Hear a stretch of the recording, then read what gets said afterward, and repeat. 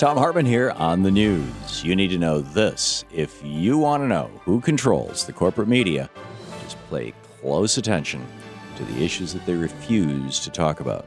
A new study by Media Matters shows that over the last 6 months, there has been almost no coverage of the Trans-Pacific Partnership on the major networks.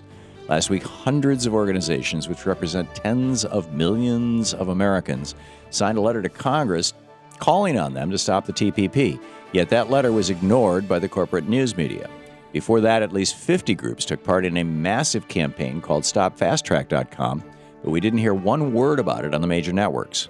Same goes for the fight to restore net neutrality, the nationwide vigils against the Keystone XL pipeline.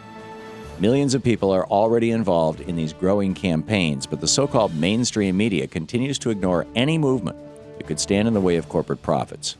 These networks aren't mainstream. They blatantly refuse to talk about the mainstream issue that millions of Americans want covered. Just like we saw with the anti-war Iraq war protests, this is what happens when the companies who own our news media also profit off of building bombs. They have a personal interest in downplaying the size of the opposition. We can't depend on corporations that want to profit off a pay-for-play internet to provide honest coverage about net neutrality. And we won't hear about the TPP on networks owned by multinational corporations. Millions of people are getting involved and getting active about these issues. And if they're going to keep fighting, and they're going to keep fighting even if they're ignored by the corporate media. In Screwed News, House Speaker John Boehner is standing in the way of immigration reform.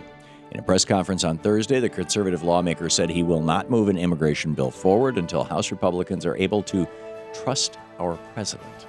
In other words, the Republicans have no intention of ever fixing our broken immigration system, but they can't come up with a single valid reason to oppose comprehensive reform.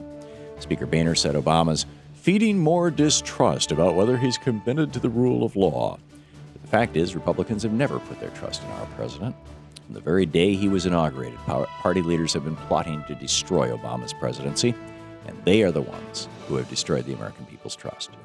They're only blocking immigration to prevent President Obama from claiming a victory, and it's time that they put aside their politics and did something to help the millions of undocumented people living in our nation. In the best of the rest of the news, 4,000 organizations are fighting back against internet surveillance. Groups like the ACLU, the Electronic Frontier Foundation, and thousands of others have organized the Day We Fight Back.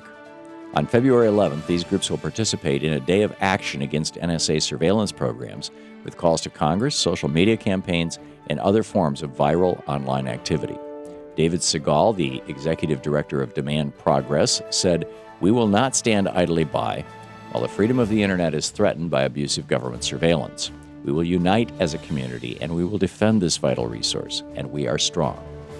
Just like the million-plus people who have taken a stand against the recent net neutrality ruling, these groups represent tens of millions of Americans who oppose government surveillance without a warrant. These programs and rulings violate our civil rights, but they're also waking the sleeping giant of progressive activists.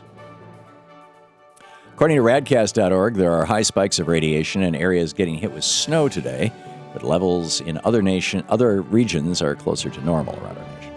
Robbinsville, New Jersey is reporting 42 counts per minute with spikes of 132, and Durham, North Carolina is averaging 31 with highs of 58 counts per minute.